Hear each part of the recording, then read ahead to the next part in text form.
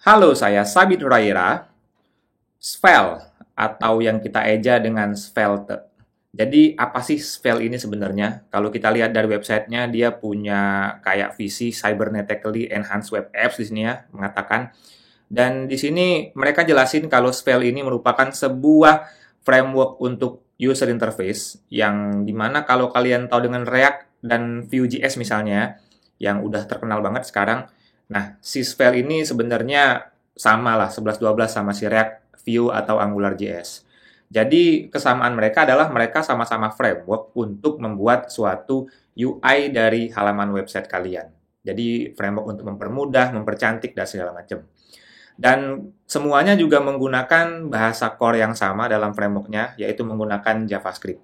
Yang memang untuk saat ini sebenarnya pilihannya nggak banyak, ya HTML, CSS, JavaScript lah ya, untuk terkait dengan user interface dari website kalian.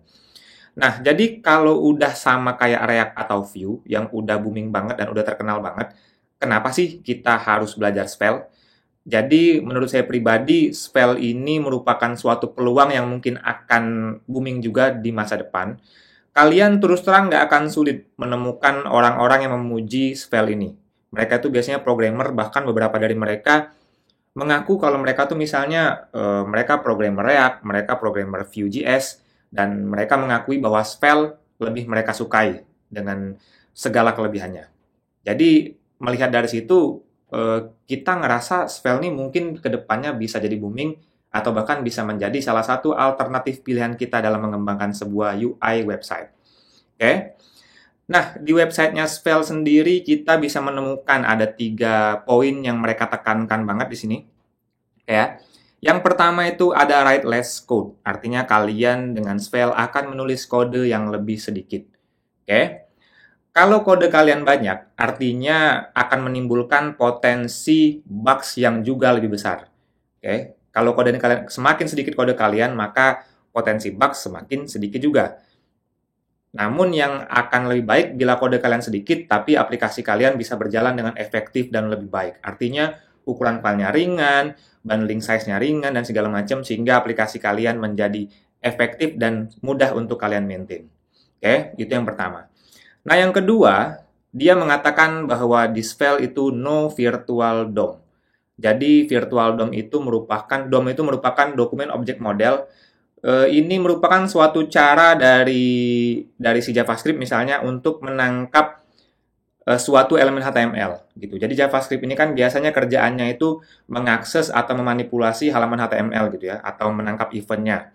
Nah, biasanya cara menangkap elemennya itu menggunakan DOM. Sementara di Svelte mereka tidak menggunakannya, yang artinya bagi mereka ini akan sangat sangat membantu proses performanya. Bahkan di sini Svelte, kalau kalian baca websitenya, Svelte ini biasanya menyebut si React. Katanya kalau React itu menggunakan virtual DOM yang mereka yakini akan membuat aplikasi terasa lambat dan berat. Oke? Yang terakhir mereka klaim terkait dengan truly reactive. Jadi nomor complex state management library. Jadi reaktif ini artinya apa yang ada pada state atau pada sebuah variabel dengan yang ada pada tampilan itu akan konsisten. Dan di sini mereka menyebutkan kalian nggak perlu pakai library state management yang kompleks. Jadi kalau di React itu ada Redux ya misalnya. Nah, di sini mereka klaim kalian nggak perlu menggunakan itu. Oke ya. Nah, mungkin saya akan cerita dulu sedikit sejarah ya. Jadi terkait dengan launching rilisnya, AngularJS itu sudah dirilis oleh Google pada tahun 2010. Ini rilis publish awal ya, bukan boomingnya ya. Jadi kalau kalian ngerasa si Angular atau React itu baru boomingnya beberapa tahun belakangan, ya karena emang baru booming. Tapi rilisnya Angular tahun 2010, sementara Facebook publish React 2013, kemudian Vue.js dirilis tahun 2014, dan si Svelte baru dirilis tahun 2016. Oke, yang artinya memang dari semua top 3 framework JavaScript ini, si Svelte memang yang paling mudah, dan sampai saat ini pun bisa kita lihat bahwa pengguna Svelte itu masih nggak banyak dibandingkan dengan React atau Vue atau Angular ya, ketiganya. Jadi secara popularitas masih sangat-sangat minim sekali, tapi ada alasan kenapa saya ngajak kalian belajar Svelte. Oke?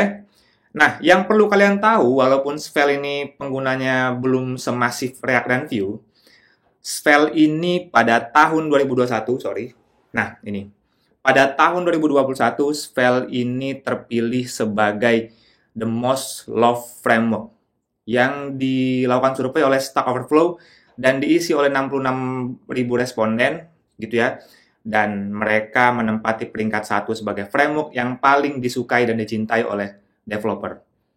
Oke, artinya apa? Artinya developernya si Svelte itu benar-benar sayang banget sama Svelte dan ngerasa Svelte ini bagus banget.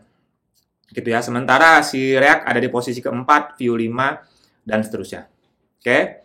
Nah, namun di tahun 2022, Svelte ini turun peringkat. Gitu ya. Jadi ini tahun 2021 surveinya. Di tahun 2022, Svelte menurun peringkatnya menjadi peringkat kedua sebagai framework yang paling dicintai. Disalip langsung oleh si Phoenix Framework. Jadi Phoenix Framework ini merupakan sebuah framework dari bahasa Elixir. Ini framework untuk backend sebenarnya dengan bahasa Elixir. Dan ini juga bagus banget, tapi kita nggak akan bahas lebih dalam, tapi saya cuma kasih tahu Phoenix ini juga bagus dan dicintai banget oleh developernya. Tapi di sini Svelte mendapatkan peringkat kedua. Yang mana kalau kita lihat di tahun 2021, dia peringkat ke-1, tapi tingkat kecintaan orang-orang itu cuma 71%. Di peringkat tahun 2022, walaupun dia menurun peringkatnya ke peringkat 2, tapi secara kecintaan developernya dia naik nih, dari 71% menjadi 75%. Artinya apa? Artinya walaupun Svelte itu mengalami update dan segala macam di tahun 2022, bahkan penggunanya malah makin cinta sama si Svelte. Ya, walaupun dia kalah sama si Phoenix-nya. Oke ya. Nah, kemudian Svelte juga selain dari Stack Overflow juga mendapatkan penghargaan dari State of JS ini ya. Nah ini, jadi ini cuman mendata framework JavaScript saja. Jadi dari sisi satisfaction, interest, usage, and awareness ratio ranking, Svelte juga peringkat 1 pada tahun 2020. Nih ya, kemudian di sini juga Svelte dianggap sebagai framework yang paling ingin dipelajari di masa depan oleh user-usernya. Tapi di sini mungkin nggak terlalu menggambarkan ya, karena emang karena pengguna si React sama Vue udah banyak, ya mereka nggak berpikir untuk belajar React ya. Jadi di sini Svelte juara 1, jadi bisa jadi ada faktor seperti itu. Namun di sini bisa dilihat bahwa banyak banget orang yang tertarik untuk mempelajari si Svelte ini. Sehingga nggak ada salahnya dong kalau kalian juga belajar si Svelte. Oke? Oke, nah kita akan balik lagi ke Svelte-nya. Jadi di sini kalau kalian lihat di keterangannya, Svelte ini adalah sebuah framework yang akan berfokus kepada komponen sama seperti React gitu ya. Jadi mereka akan bikin komponen-komponen di dalamnya, yang komponen itu nanti akan kalian bundling menjadi aplikasi-aplikasi kalian. Di mana komponen tersebut bisa kalian gunakan berkali-kali atau reusable ya, sehingga membuat pekerjaan kalian lebih efektif. Ya, oke. Nah, sekarang kita akan masuk ke Svelte. Jadi yang perlu saya tegaskan, ini websitenya Svelte ya.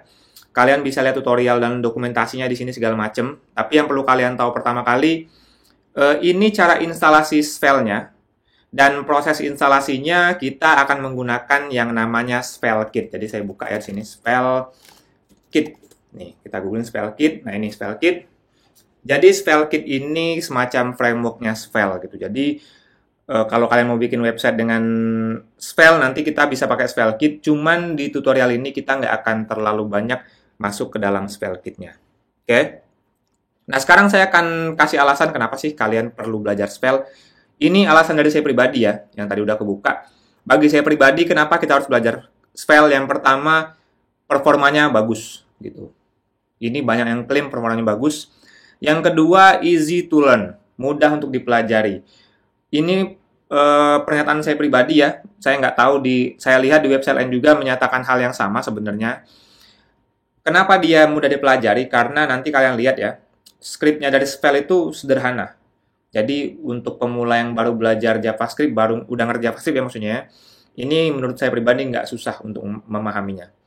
Gitu. Nah yang ketiga, dia small bundling dan less code tadi karena kodenya lebih sedikit, jadi lebih simple. Ukuran aplikasi juga lebih kecil, sehingga lebih efektif ya artinya berjalannya aplikasinya. Yang keempat, reactivity. Ini penting sih untuk kita dalam coding front-end terkait dengan reactivity.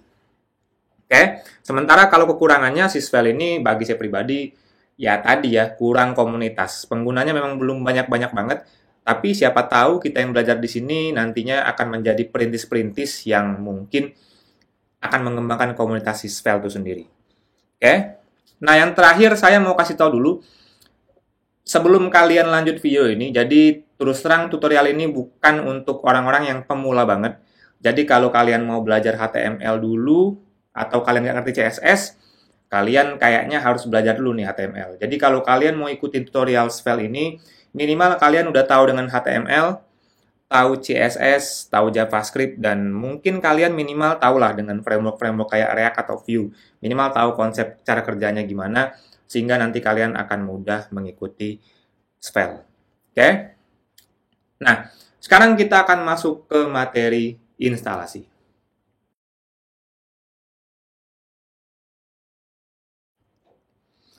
Oke, proses instalasi yang pertama kalian perlu install Node.js. Oke, silakan googling di Google Node.js dan silakan unduh di sini dan langsung install saja. Kebetulan saya sudah menginstal, jadi saya nggak akan menjalankannya lagi. Yang kedua, kalian perlu install yang namanya Visual Studio Code. Jadi sebagai editor kalian, nih, silakan di googling Visual Studio Code. Mungkin banyak dari kalian udah punya kali ya. Nah, ini ya. Oke. Nah, yang ketiga, silakan buka Visual Studio Code kalian. Ini saya buka ya. Mungkin saya besarin dulu. Nah, yang pertama kalian silakan buka menu extension di sini. Kemudian cari extensions file. Tulisannya itu file for VS. Nah, yang ini, yang udah diunduh oleh 600 ribuan user ini, silakan kalian install biar nanti bisa mempermudah proses coding kita. Oke. Nah, oke, kalau udah selesai, sekarang kita akan mulai instalasi filenya. Oke, sebentar. Nah, ini ya. Jadi di sini kalian bisa lihat di halaman utamanya. Di sini untuk instalasi kalian cukup ketikkan npm create file latest my app. Ini my app ini nama projectnya ya yang mau kita buat. Dan kita installnya dengan npm. npm itu biasanya include sama waktu kalian install Node.js tadi. Oke, saya akan balik ke sini. Jadi silakan buka terminal kalian. Saya kebetulan akan pakai terminal yang ada di ini aja, yang ada di Visual Studio Code saja. Di sini ya. Ini saya besarin tampilannya biar kalian lebih enak. Nah, ini ya. Oke, nah di sini saya akan mengetikkan nih npm create file. Ini mungkin nama aplikasinya saya ganti belajar seperti ini ya. Oke, kalau udah selesai enter seperti ini. Saya besarin dulu nih. Nah, ketika kalian enter nanti kalian akan ditanyakan beberapa pertanyaan. Yang pertama, kalian mau pakai template file yang mana? Nah, ini kalian bisa pilih dengan memilih tanda panah atas dan bawah pada keyboard kalian. Di sini ada file demo apps yang berisi file-file demo. Jadi kalian aplikasinya nanti sudah ada aplikasi demonya. Tapi saya akan pilih skeleton project. Jadi ini project kosongan artinya. Jadi saya pilih ini. Yang kedua saya ditanya mau pakai tipe checking yang mana. Saya pakai JavaScript aja. Kemudian mau pakai ESLint apa enggak? Enggak dulu. Prettier juga enggak. Browser testing juga enggak. Jadi saya enggak banyak install. Unit testing juga enggak di sini. Jadi kita akan fokus benar-benar ke filenya dulu. Nah, setelah selesai di sini muncul folder belajar. Nah, ini berisi file-file yang sudah di-generate oleh si SvelteKit tadi. Oke. Yang pertama perlu kita lakukan, kita perlu masuk ke dalam folder belajarnya seperti ini. Oke. Kemudian kita perlu install npm-nya sesuai dari yang ada di package.json ini. Jadi kan di sini sudah ada daftar file ya, daftar library yang akan diinstal, tapi ini belum diinstal sebenarnya. Untuk menginstalnya kita bisa ketikkan npm install. Nah, dia akan memakan sedikit waktu, nggak banyak sih karena dia nggak terlalu banyak file, jadi nggak terlalu lama.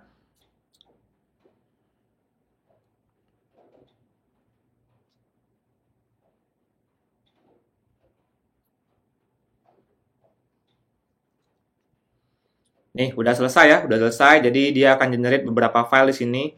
Kemudian di sini ada perintah git yang ketiga. Ini akan saya abaikan. Ini kita gunakan kalau kalian mau connectin dengan git kalian. Tapi di sini saya abaikan. Saya akan langsung ke perintah keempat, npm run dev open ya. npm run dev minus minus spasi minus minus open. Nah, di sini artinya apa? Artinya kita akan menjalankan perintah npm untuk merun si development-nya. Open ini artinya nanti dia akan otomatis membuka browser untuk melihat hasil dari si spell ini. Oke. Jadi kalau saya klik di sini, nah, browser otomatis membuka seperti ini. Oke ya. Nah, sekarang saya akan bagi menjadi dua, antara browser dan editor saya, biar kita bisa lihat kiri dan kanan ya. Mungkin kita maksimalin di Visual Studio Code-nya ya, biar kelihatan codingnya. Oke. Nah, ini adalah aplikasi Svelte-nya di sini, dan di sini adalah tampilan yang akan muncul pada aplikasi Svelte. Oke. Nah, yang pertama kita akan lihat struktur kodenya. Oke. Jadi di sini ada folder SvelteKit, node modules, src sama static. Jadi SvelteKit ini akan berisi file-file SvelteKit. Kemudian node modules ini juga akan berisi library dari yang udah kita install tadi. Jadi ini harusnya nggak kita senggol-senggol. Nah, kita akan bermain di sini, di source, roots, kemudian kalau static ini menyimpan file-file static. Dan di bawah ini ada beberapa file untuk konfigurasi. Oke. Nah, yang pertama semua file dari si Svelte ini akan membuka tampilan ini ya, yang ini. Saya turun dikit ya. Nah, kemudian dia akan membuka ini roots pick spell. Jadi yang perlu kalian ketahui, yang pertama dibuka itu adalah halaman di bawah folder roots plus page.file. Jadi kenapa sih ada nama filenya plus? Jadi si SvelteKit ini ketika pertama kali menjalankan si roots masuk ke folder ini, maka dia akan otomatis membaca file yang namanya plus page. Tentu saja dengan ekstensi Svelte.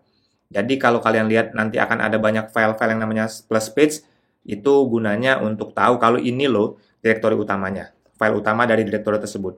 Tapi di sini kita nggak akan terlalu masuk ke sana, kita akan fokus benar-benar ke Svelte-nya. Oke? Oke. Ini kayaknya masih kebesaran kali ya. Kita kecilin dikit ya, karena emang kita nggak butuh tampilannya gede banget untuk si browsernya. Oke, yang pertama di sini kalian bisa lihat di sini SvelteKit ya, SvelteKit. Misalnya saya ganti 1, saya save. Nah, di sini akan auto reload. Jadi dia auto refresh. Oke, jadi itu yang pertama. Oke, yang pertama saya akan hapus ini. Kita ganti misalnya welcome to belajar Svelte. Oke, belajar Svelte. Seperti ini. Oke, nah ini otomatis berubah. Nah, dalam Svelte sendiri kalian bisa mengenal 3 buah bagian nanti. Yang pertama ada bagian script seperti ini. Oke. Yang kedua ada bagian HTML-nya di sini. Yang ketiga ada bagian style-nya di sini. Oke, style ini sama kayak HTML. Di sini untuk masukin JavaScript, di sini untuk file HTML-nya, tampilannya atau kerangkanya, di sini untuk style CSS-nya. Jadi nanti akan ada 3 bagian utama ini biasanya dalam satu komponen. Walaupun biasanya ketiga-tiganya nggak digunakan. Mungkin salah satu atau salah 2 saja. Oke. Nah, yang pertama saya akan jelaskan kepada kalian gimana cara mendefinisikan variabel pada Svelte. Jadi untuk menambahkan variabel, saya cukup menggunakan perintah seperti ini. My name Sabit Hurairah. Seperti ini. Oke. Sama persis dengan waktu kalian coding JavaScript. Oke, jadi gimana cara saya pakai variabel ini? Jadi saya bisa pakai variabel ini misalnya di tampilan mau saya tampilkan ya. Hai, gitu kan. Halo, nama saya seperti ini ya. My name. Nah ini. Oke. Jadi di sini kalau kalian lihat, saya menambahkan perintah elemen-elemen H2 dengan kata-kata halo, my name, nama saya, my name. Jadi ini menampilkan variabel my name ini. Gitu ya. Dan dia langsung nampil di sini loh. Oke. Yang artinya kalau kalian ingin menampilkan variabel Svelte pada HTML-nya, kalian cukup tambahkan kurung kurawal pembuka dan penutup. di dalam si variabelnya. Maka dia akan otomatis menampilkan seperti ini. Oke, seperti itu ya. Nah, yang kedua, yang kedua misalnya saya mau nambahin style. Jadi kalau saya mau nambahin style, misalnya nih, untuk elemen H2, saya mau ngasih warna misalnya red. Seperti ini. Nah, ini ya. Jadi mudah banget kan? Mudah banget karena kalian mendefinisikannya seperti JavaScript biasa, beneran. Jadi kalau kalian pernah coding React atau Vue, itu biasanya kalian minimal tahu tata cara penulisan kode mereka. Aturan-aturan mereka kalian ikutin. Tapi kalau di Svelte, ini kita kayak bener-bener coding JavaScript ompongan, tapi dengan fitur yang powerful gitu ya. Cuman diginiin udah masuk nih JavaScript-nya. Oke, namun ya memang kelihatannya agak-agak kurang keren, kurang elegan ya. Tapi bagi saya pribadi ini simple dipahami bagi banyak orang, gitu ya. Jadi itu cara definisiin variabel dalam Svelte. Nah, misalnya saya bikin variabel seperti ini. Misalnya kan, ini contoh elemen paragraf misalnya. Seperti ini, tutup P. Nah, misalnya saya mau menampilkan variabel ini di sini. Langsung saya tampilin di sini ya. My HTML. Seperti ini. Oke, nah ini nampilnya langsung elemennya bulat-bulat. Nah, gimana cara saya nampilin elemen HTML-nya beneran ya di sini? Kalau saya mau nampilin dalam bentuk HTML, jadi saya tinggal HTML seperti ini. Nah, ya, jadi dia juga punya fitur untuk menerjemahkan string HTML menjadi HTML beneran. Oke, itu terkait dengan variabel.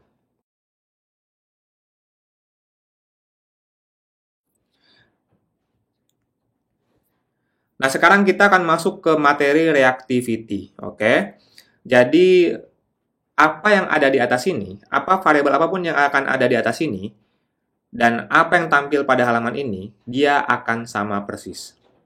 Jadi ketika di atas berubah, di bawah juga akan berubah. Oke, kita akan contohkan. Jadi ini saya hapus, misalnya saya hapus dulu. Misalnya saya punya sebuah variabel width ya. Oke, 1 seperti ini. Oke.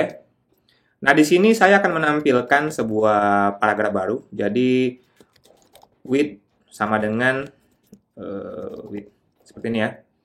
Oke, gini. Nah, sekarang saya bisa menambahkan si width ini. Misalnya saya akan tambahkan sebuah button seperti ini. Jadi button ini gunanya untuk menambahkan terus nilai si width ini. Jadi 1, 2, 3, 4, 5, dan seterusnya. Jadi setiap saya klik button, dia akan bertambah nilainya. Misalnya buttonnya namanya add width. Seperti ini. Oke. Nah, yang pertama, ini buttonnya udah muncul ya. Yang pertama saya akan membuat sebuah event yang bisa ditangkap oleh si Svelte. Jadi dalam Svelte itu kalian bisa menggunakan keyword ini ya, on. Nih, ada pilihannya banyak ya di sini. Kalau dari Visual Studio Code-nya setelah saya install extension tadi. Jadi di sini saya mau tangkap on kliknya. Oke. Jadi ketika user melakukan klik pada bagian button ini, maka dia akan menjalankan sebuah fungsi. Jadi kita buat dulu fungsinya. Fungsinya adalah function add width seperti ini. Oke. Jadi di sini add width ini tugasnya akan ini. Width plus sama dengan 1. Oke ya. Nah, ini error. Error karena di sininya kosong. Jadi si Svelte pun akan mendapatkan error ketika ada error ya di sini. Nah, sekarang on click-nya kita akan isi add width seperti ini. Oke.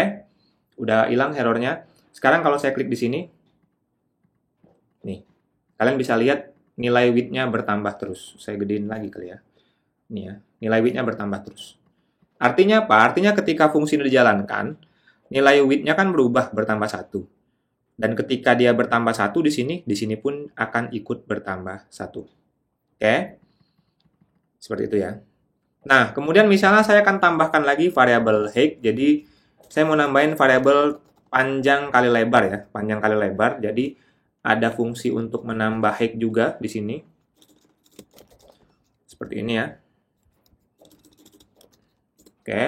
Nah, di sini saya akan tambahkan lagi sebuah paragraf baru. Ini untuk tahu height. Di sini juga variabel height. seperti ini. Dan add on click-nya juga add height. Jadi ada dua buah fungsi. Yang satu gunanya untuk menambahkan height, yang satu menambahkan width-nya. Sorry, height. Seperti ini ya. Nah, jadi kalau kita refresh seperti ini, kalau saya mau nambahin height, saya tinggal tambahin, width saya tinggal tambahin juga. Oke ya. Nah, misalnya kedua variabel ini adalah panjang dan lebar dari suatu persegi panjang. Oke. Dan saya mau nampilin luasnya misalnya. Area, jadi areanya. Jadi saya mau menampilkan variabel areanya, di mana area ini rumusnya adalah width dikali dengan height. Oke. Di sini ada variabel area misalnya. Oke. Nah, sekarang kita bikin dulu variabel areanya. Let area sama dengan width dikali height. Oke. Seperti ini. Nah, di sini kalian bisa lihat area ini rumusnya, rumus luas itu panjang kali lebar. Berarti panjang kali lebar 1 kali 1 sama dengan 1 memang. Nah, gimana kalau kita tambah? Kalau kita tambah, wah, kok luasnya nggak berubah? Luasnya harusnya kan kalau gida gini, luasnya 5 kali 4, 20 harusnya. Kenapa dia tidak berubah? Nah, alasan dia tidak berubah di sini adalah karena di sini tata cara pendefinisian area ini dia langsung di apa ya? Langsung di set aja nilainya width kali height. Sehingga ketika width ini berubah atau height ini berubah, dia nggak ngefek, dia tetap akan menyimpan nilai yang lamanya. Oke? Artinya ketika kalian bisa menggunakan reactivity dengan cara mendefinisikan variabel tersebut secara langsung, biar nilainya berubah. Sebagai contoh, kalau di sini untuk width dan height, kita bisa menambahkan nilai mereka dengan cara mendefinisikan ulang nilai dari si width dan height itu di fungsi add width dan add height. Oke? Sementara pada area, ketika kita menambahkan width dan height, kita benar-benar tidak mendefinisikan ulang variabel areanya. Makanya areanya tidak berubah. Oke? Tapi tenang saja, ada cara lain untuk membuat variabel area ini bisa ikut berubah ketika width atau areanya berubah. Oke? Caranya adalah kalian bisa tambahkan perintah seperti ini. Ini ya. Ini let-nya kita tidak pakai. Seperti ini. Oke? Ini ya. Oke? Jadi ketika width dan height berubah, dia juga ikut berubah si areanya. Nah, di sini ada kata kunci keyword $.2 yang artinya apa? Artinya semua yang ada di belakang perintah ini, maka dia akan giliran ulang ketika variabel width dan height berubah. Gitu. Jadi dia akan melakukan running ulang si variabelnya. Oke? Gitu. Nah, selain langsung definisiin variabel seperti ini, sebenarnya penggunaan area ini juga bisa penggunaan keyword $ dan titik 2 ini juga bisa kita gunakan pada fungsi lain. Sebagai contoh, saya pingin tahu variabel width ini ganjil atau genap. Oke, nilainya ganjil atau genap. Oke, jadi saya akan tambahkan sebuah variabel misalnya let is width ganjil ya, apakah dia ganjil? Oke, seperti ini. Nah, nilainya adalah bagaimana cara kita mengetahui nilainya. Jadi nilainya seperti ini. Ketika si width ini dibagi dengan 2 sama dengan 1, artinya kalau ada sisa, oke, maka dia akan ganjil, yang satunya genap. Tapi kita nggak akan pakai cara ini ya, kita akan pakai cara seperti ini misalnya. Misalnya false dulu, tapi di sini kita pakai if. If ya, if width dibagi dengan 2, hasil baginya sama dengan 1. Oke. Kalian tentunya ingat ya, ini operator untuk mengetahui sisa bagi. Jadi kalau sisa bagi width ini dibagi 2 lebih dari 1, sama dengan 1, artinya dia bilangan ganjil. Contohnya 3 dibagi 2 lebih 1. Oke. 5 dibagi 2 juga lebih 1. Tapi kalau 6 dibagi 2, dia habis dibagi 2 menjadi 3. Oke. Jadi ketika dia dibagi 2 lebih nilainya 1, oke, berarti dia bilangan ganjil. Seperti itu ya. Tapi kalau else, Berarti is without sama dengan false. Seperti ini. Oke. Sekarang kita akan tampilkan di sini sekali lagi. With is odd sama dengan true atau false ini ya. Is with odd seperti ini. Oke. Nah, di sini nilai pertama yang didefinisikan, with ini nilainya 1. 1 itu jelas bilangan ganjil. Oke, jadi kalau kita tambah, ternyata dia nggak berubah. Walaupun nilainya sudah menjadi nilai genap, dia tidak berubah menjadi false. Nah, di sini selain menggunakan $.2 ini dengan variabel, kita juga bisa mendefinisikan di sini $.2 seperti ini. Oke, jadi kita akan coba. Nih, jadi ketika dia jadi, nah ini, jadi genap, jadi false, jadi true, jadi ganjil, jadi true.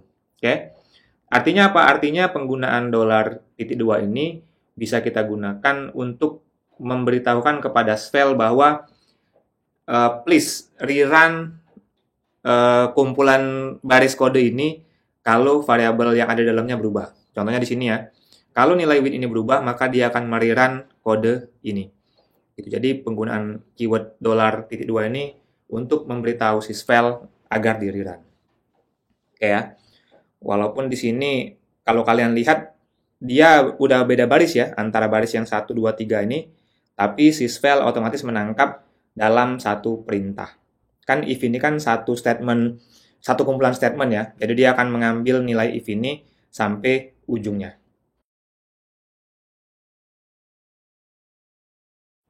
Itu terkait dengan reactivity. Oke, sekarang kita akan mulai masuk ke dalam komponen. Oke, jadi seperti yang udah saya jelasin tadi, si Svelte itu merupakan sebuah framework yang metodenya itu kita menggunakan pendekatan komponen. Komponen itu bisa apa aja yang pada suatu tampilan. Misalnya kalian pengen bikin komponen header, komponen footer, komponen kalau di Instagram misalnya feed gitu ya, atau story dan segala macam. Oke. Nah, komponen sendiri bisa kalian buat dengan cara seperti ini. Jadi saya buat file baru.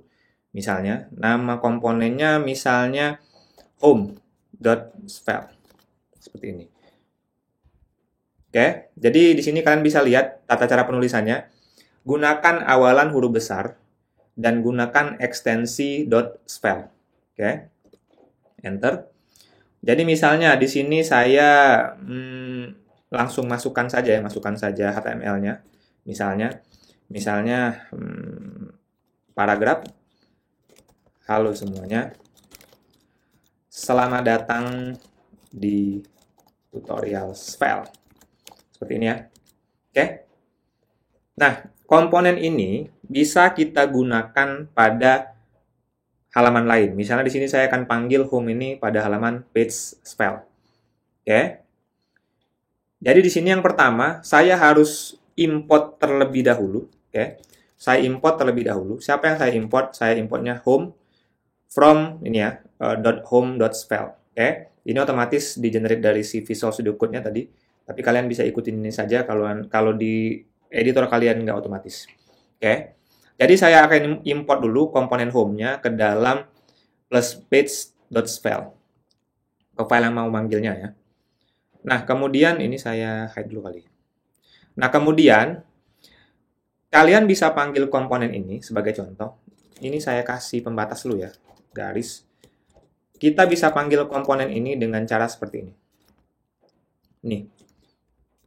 Oke. Nah, di sini. Oke ya. Halo semuanya, selamat datang di tutorial Svelte. Akan muncul. Dan misalnya saya mau kasih style. Saya mau kasih style misalnya ini juga H2. Kita pakai H2 aja ya, H2. Dan kita mau kasih style di sini. H2 yang ada di sini itu color-nya blue. Sorry, blue. Seperti ini. Oke. Nah, dia jadi warna biru. Oke. Dan kalau kalian ingat dengan contoh yang di atasnya, jadi di halaman page.svelte ini, kita sudah memberikan style untuk elemen H2, dia pakai warna merah. Tapi pada halaman komponen home, dia H2-nya menggunakan warna biru. Dan masing-masing dari mereka akan menampilkan warna mereka sendiri. Artinya apa? Artinya antara komponen ini stylenya berdiri masing-masing. Oke. Jadi style yang ada di page.spell tidak akan mengganggu style yang ada pada home.spell. Itu artinya independen. Mereka nggak saling mempengaruhi. Sehingga kalian bisa lebih leluasa dan bebas dalam coding spellnya. Gitu. Oh gimana nih Bang, misalnya saya mau bikin CSS-nya di satu file saja. Ya kalian bisa definisikan di sini. Gitu. Oke ya. Jadi itu terkait dengan komponen. Nah, komponen ini sendiri sebenarnya bisa kalian lemparkan variabel ke dalamnya. Gitu. Misalnya nih, saya mau menambahin variabel sini, P. Halo semuanya. Selamat datang tutorial spell ya. Nama saya, misalnya saya pakai mau namanya jangan ini ya, jangan nama diketik langsung ya, misalnya seperti ini, nggak seperti ini. Jadi saya pengen nama itu ditentukan dari yang manggilnya, gitu. Oke. Yang pertama kita tentu bisa tambahkan variabel script di sini untuk masukin JavaScript-nya. Oke. Bisa aja saya bikin seperti ini. My name. My name misalnya Sabit Raila ya. Oke, di sini saya definisiin seperti ini. Kayak tadi lah ya, my name. Oke, seperti ini ya. Nah, ini. Tapi gimana misalnya saya mau melempar variabel yang ada di sini langsung ke sini. Oke, jadi misalnya saya mau nyeting namanya dari sini. Dari sini misalnya name-nya Albert seperti ini. Oke ya. Nah, ini bisa kita lempar dengan cara let-nya kita tambahin export seperti ini. Oke. Di sini nama variabelnya apa? Misalnya my name ya. Kemudian di sini didefinisiin home ini akan memiliki variabel my name sama dengan Albert seperti ini. Oke, jadi di sini otomatis berubah. Kalian juga bisa mengosongkan saja di sini, nggak usah dikasih nama defaultnya. Kayak gini ya, Albert. Jadi kalau ini saya ganti misalnya Robert, dia juga akan berganti menjadi Robert. Oke. Jadi kalian bisa lempar, tapi kalau kalian mau ngasih defaultnya, kalian bisa tambahkan sama dengannya tadi apa gitu. Oke. Nah, di sini kalau kita lihat ada pesan error, nih ya, variable my name implicitly had type any in some location, bla bla bla. Nah, ini artinya kalau dari pesan errornya sih artinya si export let my name ini nggak didefinisiin variabelnya. Tapi ini sebenarnya bukanlah sebuah kesalahan. Ini sebenarnya error yang disebabkan oleh oleh pengaturan dari si stylenya, si pembacaan kodenya. Oke ya, nah ini bisa kita pecahkan dengan cara ini di luar ilmu spell sebenarnya, tapi ini implicitly false seperti ini. Biar dia nggak perlu ngecek ya, nggak perlu ngecek ke bagian itu, ke bagian yang tadi. Oke, ini udah selesai ya. Oke. Nah, itu terkait komponen. Nah, yang perlu kalian ketahui, di sini kan tadi kita melempar variabel my name dari yang memanggil tuh page.spell ya. Nah, yang perlu kalian ketahui, ini disebut dengan prop gitu. Jadi kalau kalian belajar React, Vue.js juga ada. Ini namanya prop. Prop itu artinya apa? Artinya sebuah variabel yang akan kita kirimkan dari induk yang memanggilnya. Gitu. Jadi kalau di function ini seperti parameter lah ya, sama aja. Parameter yang dikirimkan ke komponen ini. Oke. Jadi di sini kalian bisa lihat yang pertama saya bikin komponen home dan di sini saya panggil dengan cara ini dan kemudian saya tambahkan prop my name. Di sini juga saya tambahkan prop seperti ini. Prop ini bisa kalian tambahkan lebih dari satu, misalnya let my age misalnya ya. My age di sini ya udah di sini kirim juga my age. My age misalnya 17 tahun. 17 seperti ini. Oke, di sini juga saya refresh misalnya hello my name bla bla bla and my age is nih ya, my age. Seperti ini. Nih ya. Oke, jadi kalian bisa tambahkan beberapa prop yang kalian butuhkan. Oke. Oke, sekarang kita akan masuk ke materi terkait dengan kondisional. Oke. Nah, di dalam spell ini tadi kita udah lihat kalian udah menerapkan if else di sini. Tapi ini if else yang kita gunakan pada kode JavaScript-nya. Nah, bagaimana caranya kita memasukkan if else atau kondisional tadi ke dalam kode HTML-nya? Oke. Sebagai contoh, di sini misalnya di sini kalau usianya lebih dari 17 tahun, kita akan menuliskan bahwa dia sudah dewasa. Tapi kalau dia kurang dari 17 tahun, kita akan menuliskan dia sebagai remaja. Oke? Nah, sekarang untuk menggunakan if, kalian bisa masukkan kurung kurawal, terus crash dan if seperti ini. Dan ditutup dengan kurung kurawal garis miring if. Ini penutup berarti ya. Oke, jadi ini kodenya harus ada di dalam sini. Nah, kondisi pertama misalnya, di sini saya mau ngecek if apa? If my age kurang dari sama dengan 17 tahun, oke, maka di sini Anda masih remaja. Oke. Nah, ini ya, 17 tahun dia masih remaja, langsung ketulis. Dan misalnya saya mau else, seperti ini ya. Kalau else pakai titik 2, else. Kalau dia else berarti dia di atas 17 tahun ya. Kita tuliskan Anda sudah dewasa. Sudah dewasa. Oke, seperti ini. Oke ya. Nah, misalnya nih, ini remaja ya, karena 17 tahun. So, sekarang kita akan kirim variabelnya Robert ini 29 tahun. Nah, ini, dia sudah dewasa. Oke. Jadi di sini kalian bisa lihat penggunaan if cukup membingungkan karena ketiga-tiganya ini menggunakan awal yang berbeda ya. Jadi kalau if dia awalannya pakai crash, kalau else pakai titik 2, dan if penutupnya pakai garis miring. Oke, itu untuk if. Nah, bagaimana bila kalian pengen else-nya 2 kali? Misalnya gini nih kondisinya. Lebih dari 17 tahun dia dewasa, 12 sampai 17 tahun dia remaja, di bawah 12 tahun dia dianggap anak-anak. Oke.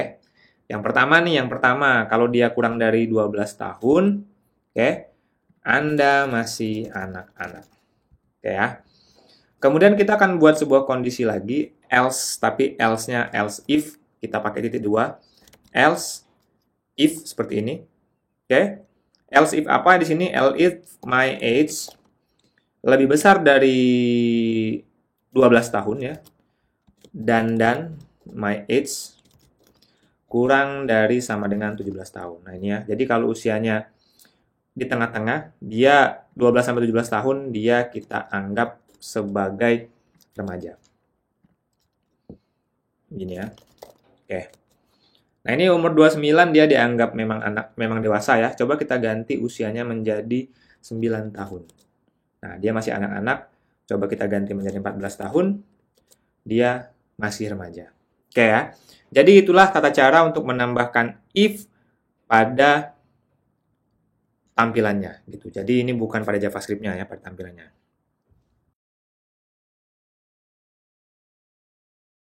Oke. Nah, sekarang kita akan belajar terkait materi baru, yaitu tentang perulangan atau looping. Oke. Jadi sekarang ini biar nggak rame, saya hapus dulu kali ya, yang bagian ini. Saya hapus dulu. Fungsinya juga kita hapus saja karena kita nggak pakai. Ini kita hapus. Ini juga kita hapus. Oke. Oke ya. Nah, sekarang kita akan belajar terkait dengan ini apa nih pesannya nih? Ada pesan ya. Jadi kalian bisa lihat di sini pesan-pesan yang kita tulis di sini karena H2 ini ada H2-nya tapi nggak ada nilainya. Oke. Kita buat aja lah H2-nya. Belajar spell ya. Biar nggak munculin error aja. Tapi nggak apa-apa sih, nggak disetting juga. Nah, di sini kita akan belajar tentang looping tadi ya. Pertama, saya akan membuat sebuah variabel animal list. Animal list sama dengan kita akan definisikan array di sini. Yang pertama array-nya misalnya kucing, bebek, kemudian ayam. 3 aja kali ya, 3 dulu saja. Oke. Nah, misalnya saya ingin menampilkan 3 buah data ini dalam bentuk tabel. Oke. Dalam bentuk tabel, jadi saya bisa gunakan seperti ini misalnya. Sorry. Jadi saya bisa gunakan tabel seperti ini. Kemudian tr, th kali ya. Nama animal name, sorry kita pakai bahasa Inggris. Animal name, oke. Kemudian di sini kita pakai trtd seperti ini, oke. Dan misalnya kita akan tampilkan animal list yang ke-0, oke. Yang ke-1 dan yang kedua. Artinya apa? Artinya kita tampilkan ini array ke-1, kucing berarti ya, ini bebek, ini ayam. Nah ini tampilannya. Oke, kita kasih garis biar kelihatan pembatas ya. Nah ini. Oke. Nah yang pertama kita akan kasih dia style dulu. Jadi kita mau kasih border saja ya, border dengan cara di CSS-nya solid black. Sorry. Black seperti ini ya. Oke, nah ini udah ada bordernya. Tapi jangan cuma di tabel deh, di TR, TD, dan TH. Nah, ini. Oke ya. Nah, kalau kita pakai cara seperti ini bener-bener nggak efektif banget. Karena dia satu-satu ya, gitu. Biasanya sih kita pecahkan masalahnya dengan, misalnya kalau sama PHP, ya PHP-nya yang kita pakai looping. Tapi di sini, asumsi kita benar-benar front end. Kita nggak nyentuh-nyentuh PHP, dan lain-lainnya. Kita pakai Svelte aja. Nah, dalam Svelte, kalian bisa bikin perulangan dengan cara seperti ini. $crash, oke. Each, oke. Each, jadi ya pakai each, dan jangan lupa ditutup dengan garis miring each. Jadi penutup ini hampir selalu pakai garis miring seperti ini. Oke. Each itu masing-masing ya, bahasa Inggrisnya. Jadi kita nggak pakai perintah for, tapi sama, gunanya kayak for. Sekarang siapa yang di each? Yang di each itu adalah animal list. Animal list. Oke. Nah, data yang akan menjadi perulangan kita kasih misalnya namanya animal seperti ini. Oke. Kemudian di sini kita akan tambahkan di sini. Oke. Jadi di sini di bawah dalam each ini dia akan melakukan perulangan menampilkan data animal seperti ini. Ini kita hapus. Nah, ini. Oke, jadi kodenya lebih efektif. Apalagi kalau array-nya sampai ribuan misalnya. Ayam misalnya di sini kancil. Seperti ini. Oke. Oke ya. Nah, dalam JavaScript misalnya saya akan tambahkan sebuah button lagi. Button di sini add animal. Oke, di sini buttonnya gunanya akan menambah hewan baru. Hewannya anjing misalnya. Seperti ini ya. Oh, sorry. Oke ya, kita kasih enter lah sedikit gini. Nah, jadi di sini kita akan menambahkan button baru untuk add animal. Add animal ini adalah sebuah function. Ya, sebuah function untuk ini ya. Add animal-nya gunanya adalah animal list push anjing. Jadi kalian tahu kan pada JavaScript itu ada perintah push. Push ini gunanya untuk menambahkan sebuah array baru pada array yang sudah ada, pada array animal list ini. Jadi ada push, pop, dan segala macam. Di sini kita pakai push. Artinya seharusnya animal list ini menambah variabel komponen baru yaitu si anjing. Oke. Jadi di sini kita akan coba jalankan on click seperti ini ya. Add animal. Oh sorry, kita pakai pembuka kurawal ya. Gini. Oke. Kita akan klik di sini. Nah, ini nggak bertambah. Oke. Dia nggak bertambah. Kenapa dia nggak bertambah? Karena konsepnya si reactivity itu bukan seperti ini. Jadi tadi kan kita udah lihat reactivity itu dia harus mendefinisikan ulang suatu data. Kalau ini push ini dia nggak mendefinisikan ulang data animal list, tapi dia menambah array aja. Tapi data yang lamanya tidak didefinisikan ulang. Oke, makanya di sini kalau kalian add animal ini fail. Gitu. Nah, untuk memungkinkan hal ini terjadi, kalian bisa mendefinisikan ulang datanya. Sebagai contoh, seperti ini animal list, oke. Animal list sama dengan jadi untuk menggabungkan sebuah array dan sebuah data baru kita bisa gunakan ini animal list, koma, anjing, misalnya. Seperti ini. Oke, jadi kita akan tambahkan, nah ini, anjing bertambah. Oke ya. Nah, jadi itu tata cara untuk menambahkan array, menambah array pada sysfile, agar reactivity-nya berjalan. Oke ya. Nah, sekarang kita akan balik lagi ke materi ini. Yang pertama, saya mau mengalihkan tabel-tabel ini ke dalam komponen baru. Kenapa? Karena ini kan halaman home, halaman page.spell ini. Jadi saya akan membuat halaman ini sesimpel mungkin. Jadi yang pertama saya akan tambahkan sebuah komponen baru, namanya myTable, seperti ini. Spell seperti ini. Oke ya. Nah, jadi yang pertama si myTable ini akan saya pindahin. Yang ini ya, saya pindahin ke sini. Oke. Kemudian di sini akan saya tambahkan myTable. Seperti ini. Dan jangan lupa di bagian atas, oh ini udah diimport ya oleh sysfile. Oke. Tapi di sini masih nggak muncul. Ini nggak muncul. Karena masih error. Nah, yang pertama si myTable ini akan saya tambahkan variabel script-nya dulu. Script, oke. Dan di sini kalau kalian lihat, kita perlu mengirimkan export let animal list. Oke, seperti ini. Dan di sini kita perlu kirim di sini. Kita perlu kirim si animal list-nya. Seperti ini. Oke, oh sorry, animal list sama dengan animal list. Seperti ini.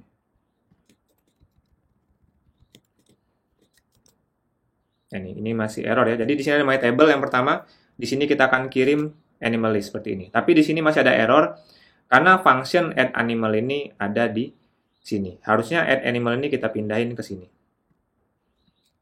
Kita pindahin ke sini ya. Oke. Oke. Kita lihat error apa enggak. Oh, yang kedua ini stylenya masih salah. Jadi karena stylenya kan ada di sini nih. Jadi kita akan ambil style ini, kita pindahin ke sini. Style seperti ini ya. Oke. Nah, di sini kita akan mempelajari tentang penggunaan event, tapi eventnya nyebrang gitu ya. Jadi di sini kalau kalian lihat antara myTable sama page.spell ini saling berhubungan. Oke. Saling berhubungan, tapi bedanya adalah gini. Jadi variabel animal list ini didapat dari si page.spell induknya. Oke. Sementara di sini di myTable dia menangkap animal list-nya dan ditampilkan ke dalam aplikasi ya, ke dalam halamannya. Kemudian di sini add animal-nya fungsinya kita pindahkan juga ke halaman myTable. Oke. Nah, jadi di sini kita akan coba. Ini nggak masalah. Oke ya. Nah, dari sampai sini masih nggak ada masalah. Oke. Nah, misalnya saya akan tambahkan lagi variabelnya seperti ini. Jadi, setiap hewan ini,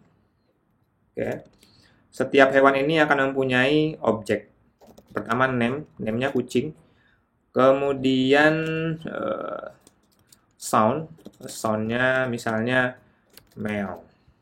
Oke, jadi setiap variabel punya ini sendiri ya, punya ciri khas suara hewannya masing-masing. Misalnya nih bebek ini soundnya quack-quack ya. Quack-quack. Kayak wak-wak-wak-wak-wak gitu ya. Ayam ini kukuruyuk. Kemudian kancil apa nih suaranya? Kancil saya nggak tahu suaranya. Huf aja ya. Huf ini. Oke. Nah, jadi di sini kita udah punya 4 buah animal list. Oke. Nah, sampai sini ini jadinya jelek. Munculnya objek seperti ini, objek-objek. Kenapa objek? Karena memang dia ngeprint nilai ini, yang nilai ini semua objek gitu. Jadi di sini kita akan benerin lagi. Yang pertama dia ada animal name. Yang kedua ada animal sound. Oke, animal sound. Seperti ini. tapi di sini kosong. Nah, di sini kita akan tambahkan yang pertama ini animal titik name, ya seperti ini. Yang kedua ini animal titik sound, seperti ini. Oke ya. Nah, sampai sini kita udah muncul. Tapi di sini kayaknya kita bisa deh mempermudah tampilan ini. Jadi di sini biar dia nggak rame-rame banget, kita akan tambahkan sebuah komponen baru namanya myrow.spell seperti ini. Oke. Myrow ini isinya ini variabelnya trtd. Oke. Tapi di sini kita akan pasang ya scriptnya itu let animal. Ini export ya, export let animal. Oke. Oke ya. Nah, di sini kemudian biar dia lebih singkat, kita bisa gunakan myrow ini. Myrow, oke.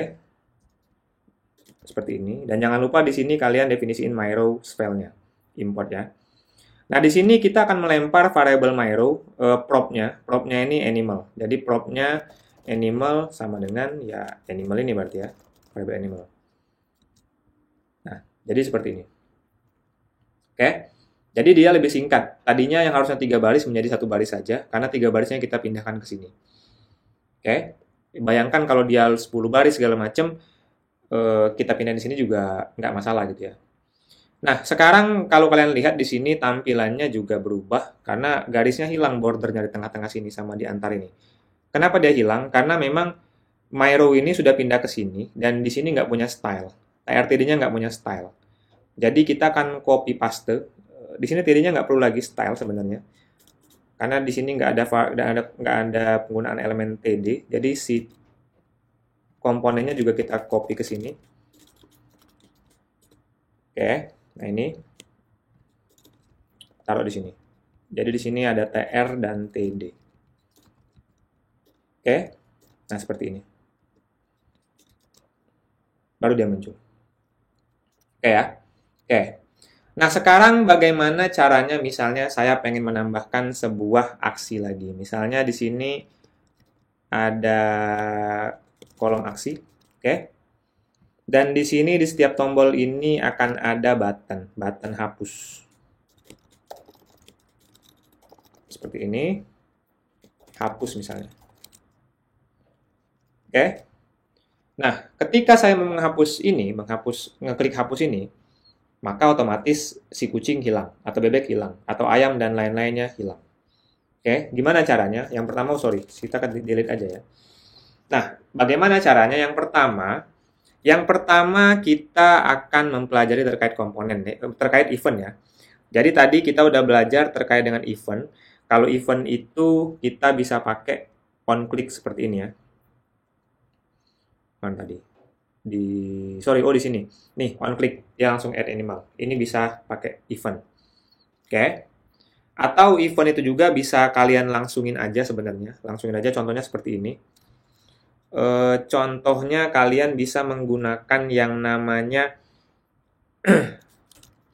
seperti ini contohnya function. Jadi kalian masukin functionnya langsung, masukin perintah di sini. Misalnya perintahnya sama dengan yang ini. Seperti ini. Ini ya. Oke, ini apa nih salahnya? Animal list sama dengan on click function.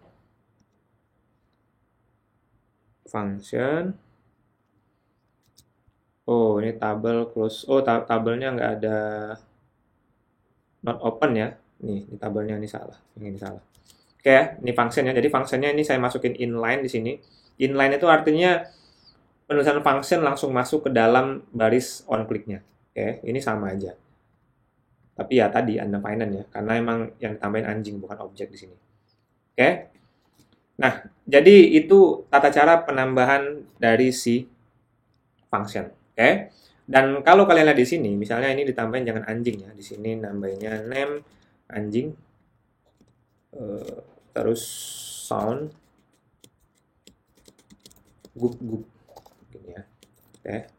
Nah ini kalau kita tambahin di sini juga ya. Ini kita ganti ya. Ini contoh inline ya, tapi kita akan balikin lagi biar lebih mudah dibaca. Jadi kita pakai add animal Nah, jadi di sini kita udah ganti, kalau dia klik add, dia akan menambah komponen, objek ya, bukan lagi tulisan anjing aja. Ya, jadi seperti ini. Nah, tapi kalau kalian lihat di sini, masa kita klik anjing berkali-kali, jadi ada banyak di sini anjingnya ya. Jadi di Svelte itu kita ada yang namanya modifier. Modifier itu jadi kita bisa menambahkan sebuah properti tambahan pada suatu event. Jadi contohnya ini ada event on click, kita bisa tambahkan modifier ya, ada pilihannya banyak ya. Stop self, saya pilih once. Once itu artinya sekali. Artinya apa? Artinya ketika saya klik ini hanya akan dieksekusi sekali saja. Jadi yang kedua, ketiga, keempat, kelima dia nggak akan dieksekusi. Ini namanya event modifier. Oke? Jadi kalau saya klik anjing, nah ini saya klik ulang nggak akan menjalankan lagi perintahnya karena sudah ada modifier si once tadi. Oke ya? Oke, itu terkait event. Sekarang kita akan balik ke materi yang ini, yang hapus ini ya. Oke. Nah, bagaimana caranya? Ini kan ada di sini nih, ceritanya row-nya ada di sini. Saya mau menghapus objek yang diklik. Oke. Misalnya on klik, ketika diklik delete, maka dia akan delete animal seperti ini ya. Oke. Kita tambahin function delete animal. Nah, ketika delete animal, dia mau ngapain? Mau delete yang mana? Gitu. Mau delete si animal? Nggak bisa. Karena sebenarnya list animal ini bukan terletak pada komponen row. Oke. Dan dia induknya table. Nah, di sini dia terletak di komponen table. Oke, di sini. Tapi kalau kita taruh di sini, ada masalah lain. Masalahnya adalah sebenarnya definisi awalnya tuh ada di page.svelte. Jadi dia ada induknya lagi. Sumber data animal itu dari induk keduanya gitu ya. Jadi yang bisa menghapus itu di sini seharusnya di page file ini. Kalau kita eksekusi di sini, yang berubah di sini, tapi sejatinya di sini nggak berubah. Jadi akan ada perbedaan antara data yang ada di page file dan data yang ada di mytable. Oke, karena sejatinya hasil prop ini harusnya mengacu ke data induknya. Oke. Nah, sekarang yang pertama, kita akan main di sini dulu.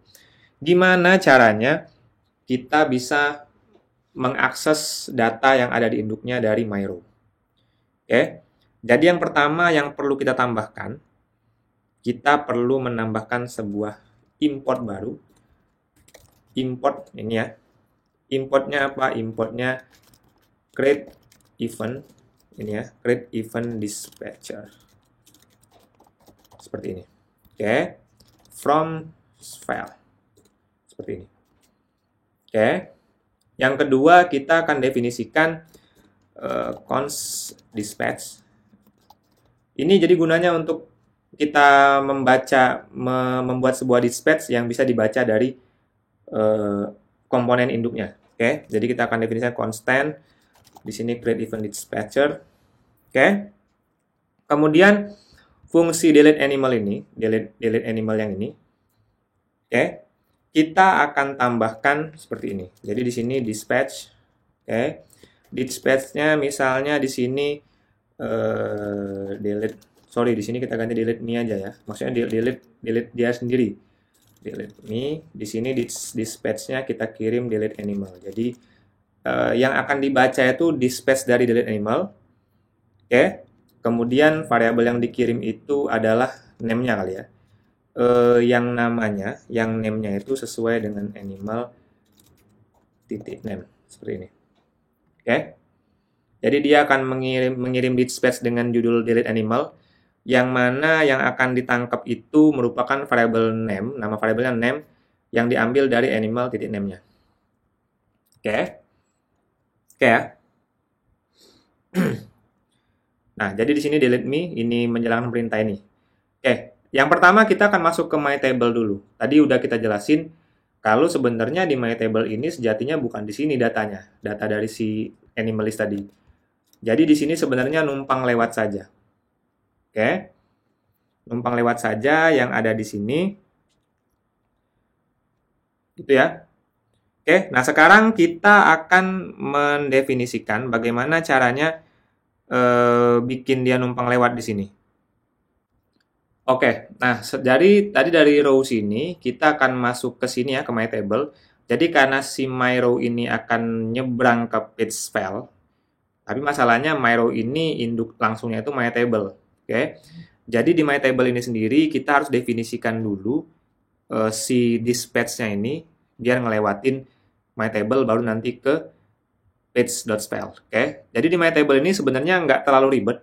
Di sini cukup tambahkan sebuah atribut baru di my row-nya. Ketika dia manggil my row-nya.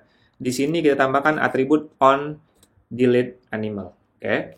Kayak gini aja.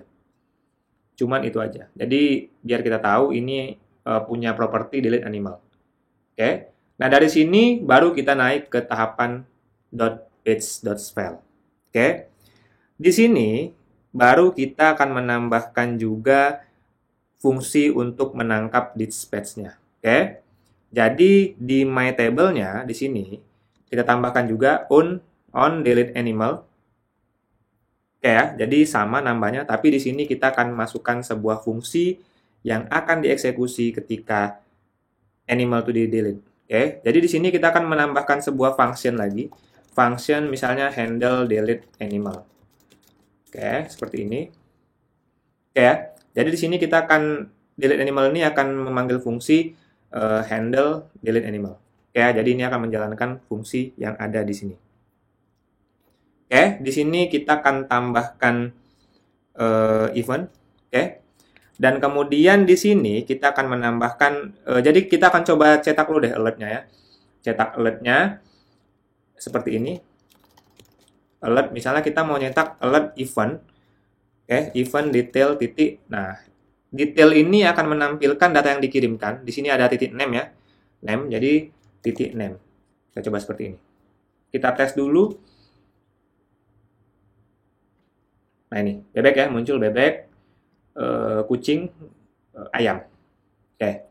Nah, sekarang kita udah berhasil artinya. Kita udah berhasil masuk ke dispatch-nya tadi, udah berhasil menangkap si dari induk page-nya. Oke. Nah, sekarang kita akan menghapus data animal yang diklik. Jadi caranya adalah kita menggunakan perintah filter. Tadi kan udah saya jelasin ya. Kita bisa saja menghapusnya menggunakan fungsi-fungsi array yang ada di dalam JavaScript. Tapi kebanyakan fungsi tersebut tidak mendeskripsikan ulang variabelnya tersendiri. Maka dari itu, maka dia nggak akan terrefresh datanya. Nah, untuk biar variabelnya itu didefinisikan ulang, kita bisa gunakan ini, animal list. Oke, sama dengan, itu artinya, ya itu tadi, berarti dia mendefinisikan ulang ya. Sama dengan apa? Sama dengan animal list titik filter. Jadi kita akan mensamadengankan dengan filter. Filternya siapa? Filternya misalnya x, variabel animalnya tuh x, di mana x titik name, tidak sama dengan ini ya, event detail titik name. Tadi kan udah kita coba print ya, event detail titik name ini akan menampilkan nama hewannya. Jadi di sini kita memfilter di mana hewannya itu, nama hewannya tidak sama dengan nama hewan yang dipilih. Jadi yang udah kita klik tadi akan difilter, nggak akan keluar lagi. Oke ya, seperti ini. Jadi kita akan coba menghapus bebek. Nah ini, ayam, kancil. Kalau kita add animal, nambah anjing, seperti ini. Oke ya.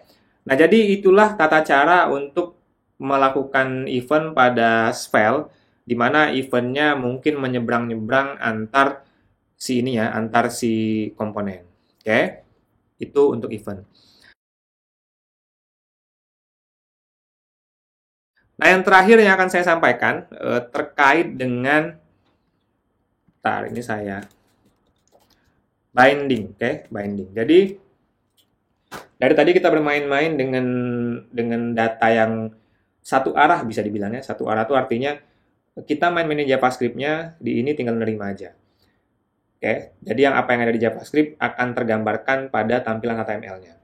Sekarang bagaimana kalau pada HTML-nya kita melakukan modifikasi data? Sebagai contoh. Di sini ada variabel myname ya, myname. Jadi di sini saya akan mendefinisikan sebuah input tipe tipe sama dengan text, value-nya sama dengan my name, seperti ini. Oke, ya nampil satu lagi. Oke, nah misalnya di sini saya mau nyetak label ya, di sini ada paragraf,